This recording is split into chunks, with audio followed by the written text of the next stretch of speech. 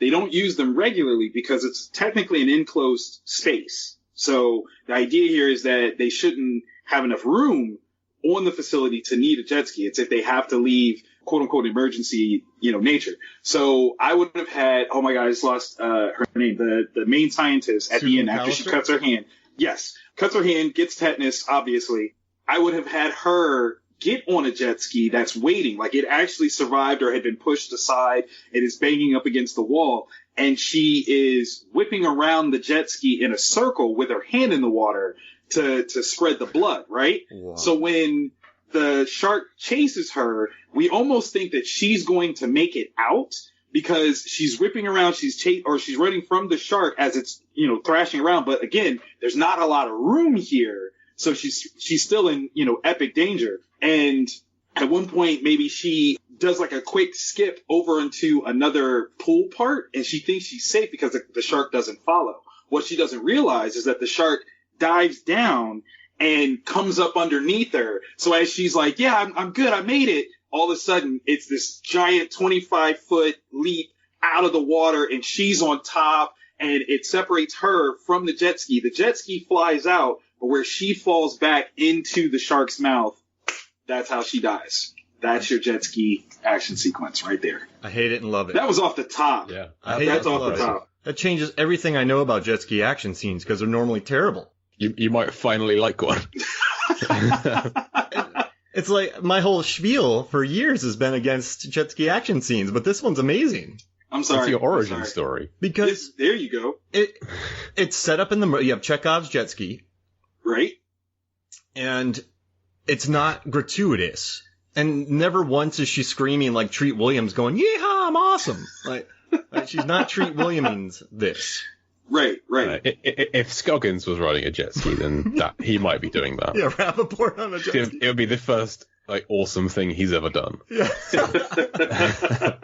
Oh, I love it. And so Mako sharks, we've looked this up. The highest they've ever jumped is about 9 meters. So this thing, wow. And Mako sharks are the fastest shark in the ocean. So this thing going full up, I mean, it would take, with the jet ski, even with the jump, I mean, it would still cover about 30 feet in the air. Imagine that. Mm-hmm. God, that would suck. Because even if the shark doesn't get her, you're talking 30 feet fall onto ocean water. Like, you're still hurt, no matter what. So, even if we do play it out for the long haul and she lands in the water, but like a leg is broken, an arm is broken, and she's struggling to tread water, and, we're coming to get you, and then the shark gets her. Either way, I think that's better, because her eventual death, which we'll get to in a few months' time, it's gnarly. She gets ripped apart. She does. So I don't want that to be taken away from my Deep Blue Sea. I want to see Saffron Burrows get ripped apart. But I don't know why. But I just nothing against her. Are you sure? McAllister. So you want to see Susan McAllister? And most test audiences wanted that. She originally lived in the end, and the test audiences hated it. I don't think the test audience would have been satisfied by just seeing her be swallowed whole. They want to see limbs be rendered from each other. I'm with that. Just imagine, so she gets knocked up in the air 30 feet, belly flops. We're talking the Foley artist earns his money recreating this belly flop. And then and then she starts swimming, and then the attack happens, and we get to see the cool teeth. And then the attack. Oh yeah, that teeth shot. You just made this movie better, which I never think could have happened. Only because I'm standing on the shoulder of giants there. And really looking at what is there and just adding some seasoning. You don't recreate this meal. It's really good. This hasn't happened, and I'm reconsidering everything about jet skis. I'm sorry. I wish I could have given you this sooner. Oh, I think this may be the longest we've gone without actually reaching the chapter that we're talking about today. It's great. But this chapter, the problem is, it's been a fun conversation. It's just Jim getting strapped to a cord, and then the cord not working, and him falling in water. Right. Oh my God. There's the dash across the walkway. There's the wave taking him out. Right. There's that wonderful shot of Stellan Skarsgård being submerged while still strapped to the gurney. That's a beautiful shot. And also when he's underneath, when the camera's underneath where all the characters are, and it's a nice wide shot of them looking out towards the water. I mean, This scene's better looking. Like, so I keep saying this, Jay, and I don't know if this is getting but it's better looking than it has any right to be. Some of these shots are really good shots in this scene. Yeah. No, the shot of Carter kind of looking up at the helicopter with the light. It's like he's got like a silhouette going. That's just wonderful. And the practical lighting too. I mean, you have Brenda up there shining a light on the helicopter with her spotlight. You have it's practically lit. It's almost Roger Deakins-esque in how they did it. And that's it. People can be like, man, that's a lot of hyperbole. But I'm telling you. But you're not wrong. Yeah. And you know what I hate in movies? In so many movies. So there's a movie called Mr. Right with Sam Rockwell and Anna Kendrick, and it's cheeky, whatever. But there's a rain fight, and you can tell they could only afford one rainmaker. Oh. And so it's just raining in a 10-foot radius, and then everything else in the back is sunny. But in this one, like, I know they shot it at night, but the amount of wave makers and water and rain that came in, even when the helicopter was up, they were dropping rain down. Whoever did the rain effects on this earned their money. I love good rain. Like the first if you watch it, when that little guy gets his arm ripped off. What? Boom. What? Boom. Oh Another my connection. Wow. You just created like a whole 6 Degrees game. Just Wait, and who's Pennywise in that? It's a Skarsgård. Oh my God. Oh, it was my destiny. God. It was going to happen. I got goosebumps. This is killing me, this app. I'm getting goosebumps. That's brilliant. That is brilliant. Wow. Well said. Well said. Oh my goodness. I don't think we can top that. I think that's it. Yeah, no, man. Like that's a short show this week. I look-key think I need a cigarette right now. I'm like, you took me there. You took me there. Ooh. Okay. It's just exemplary of. I love what. Maybe you can bring this up again, Victor, because we were talking about this before the show. But you said it subverts every expectations. But I also feel this movie subverts expectations in how good it looks. Because you go into one of these films and you're expecting just shark carnage. You're not expecting a beautiful shot of Stellan Skarsgård being submerged, or a beautiful widescreen shot of the people silhouetted and looking out the helicopter. It's practically lit. It's well done. I don't know. I think it kind of bucks trends in that way by looking so good. I kept going back and pausing things. And you know what's funny? People make fun of it. I don't know if you remember when Game of Thrones, the final episode came out and that dragon came up behind her and it looked like she had wings. Right. And someone went, this scene should be taught in every film school ever. And then people started making fun of that. But now I want to start taking photos from this movie and just being like, this scene should be taught in every film school ever. I think, though, what you would actually have is actual credence as to why these shots are amazing. I mean, like you said, that wide shot when, you know, they're all standing around in the bottom lab, and what is it, Sam Jackson's character, I think he's the one that first notices Jim as he's coming. He's like, what is that? And you're in that same place. You're like, did I see that? What is that? You know, like it's like you see it, and then it's like an immediate cutaway, which makes it that much more real. Because now you're like, well, did I see that? I don't know. And then you go back to it, and you're positioned right back into it. The verisimilitude of this movie is remarkable. Like they actively cared about the audience's position as part of the narrative. Like we go on the ride just as much as they do.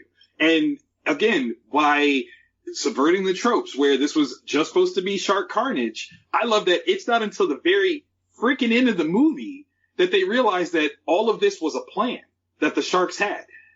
What? Mm-hmm. Like this wasn't just, shark killer porn? No, this was a plan. They wanted out. That was the goal. Crazy. Absolutely crazy. And speaking of like subverting what you're expecting, you've got a guy being like winched up on a helicopter and it's a shark film. You think he's going to die. The shark's going to jump out of the water and grab him. It doesn't even cross your mind that, no, the winch is going to jam. He's going to drop in. Then the sharks are going to use him as a tool for the whole escape plan. Yes. That's insane. I love it. Like it really is. Like it's up there with Jurassic Park level mechanics. So if you look at Jurassic Park, the first one, it's the greatest movie ever made. I agree. Second greatest after Deep Blue Sea. Thank you. When you look at how the sharks, just like the raptors, took advantage of a situation. They didn't plan that, it wasn't like so far thought out like, we don't know this because we didn't actually interview the shark, but when the shark bit Jim's arm, didn't know that it was going to have to be, that he was going to have to be helicoptered out. So it was just waiting in order to get it. We don't know that level, but if that was the case, you know, or even the circumstantial nature of it, the shark took full advantage, just like the Raptors did when the power went out. They took full advantage of the situation. And that's brilliant. Like, you can't get better than that when it comes to pseudo, you know, monster movie type thing. That's up there with Aliens. That's like all of these things where that creature, that thing that goes bump in the night, is actively trying to get you. And in this regard, it's not just trying to get you, it's trying to get you with purpose. Now, we can't assume that the sharks knew biting off Jim's arm was going to lead to having a tool to escape, because they can't have planned for the winch to break. They were just... Also true. There you go. Yeah. We worked out on last week's show that they were just trying to remove Jim from the equation. He's maybe the smartest guy on Aquatica. The sharks know this, so they're just trying to get him out of the way. He might be able to suss out what they're doing. So they would have had to have come up with some other way of breaking the glass, which I'm sure they could have done. But this was, as you say, it's just taking advantage of the situation. This tool is thrown to them, and they're maybe even thinking, this is going to traumatize them even more. Those pesky humans. We're going to use one of their own against them. This is perfect. I mean, they can understand destroying cameras. They know that those cameras lead to a feed. And also, so this is our crackpot theory. In the beginning, that shark was just on it just took off, it jumped over the fence, and it realized at that moment that Carter caught it really quick on a jet ski, that they were being tracked. So the only way I think they realized is, like, the way to escape is to take the facility down. Mm-hmm. And also there's a scene where McAllister senses a shark watching her. And that's when we learn that the shark watched her put her where her research is. Because those sharks, since they're so smart, I don't think they want this happening to other sharks. So they know where that is. That's why later on, that shark is waiting for her to take that it doesn't attack her until she's taken her research out of the locker. Maybe they do want this to happen to other sharks. Maybe they want to build their army. More super smart sharks. I mean, I always think that is the reason for why the Gen 2 wanted to get out. Like, that was the purpose, was to somehow, you know, expand their presence, expand their army to make sure that they could grow. So I don't know if she had figured out a way to, you know, possibly by mating with non-enhanced sharks, would she give birth to still enhanced sharks? Like Caesar from Planet of the Apes, who wants to lead all the apes to freedom. Yes. So I messaged you yesterday. You put up a thing on Facebook, and I told you have a day to come up with a sequel to this movie. But to join you in that, I came up with one that is kind of funky. Do you want to hear about it? Oh, please, give it to me. Okay, what do we got? So it's called Deep Blue Seas. So it's like Alien and Aliens. I'm with you. Not like SIEZE, like seize the day. Oh, brother. Deep Blue Seas. So that's kind of genius. So you got Carter, Blake, and Preacher. They go back to the mainland, and they're trying to tell everybody what happened, and they're having a really hard time believing. Like, people aren't believing it. But once we meet this guy called Clifford Franklin, who's Samuel L. Jackson's twin brother, right? He learns that somehow they learned by something that there was a backup of the research in a facility. So they get a whole team together, and they bring Carter and Preacher back. So Carter and Preacher can prove that this is what's happening, like Sigourney Weaver and Aliens. Like, people are having a hard time believing all that. So they go back to the lab, but they realize that when the sharks exploded, other sharks ate parts of them, but that serum got in them and made them slightly smarter. Okay. So now you have about 50 more than intelligent sharks, not like as intelligent as the Deep Blue Sea ones, hunting this group of Navy SEALs and Clifford Franklin, Carter, Blake, and Preacher while they're trying to find this research.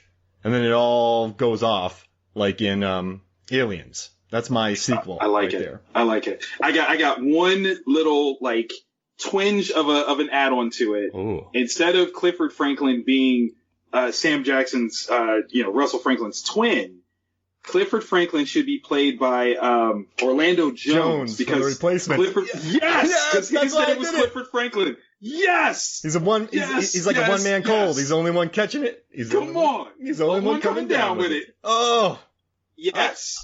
I'm telling Orlando Jones's performances in The Replacements and Evolution are so underrated. I love him in Evolution. Him and Duchovny are so good together. I agree. Again,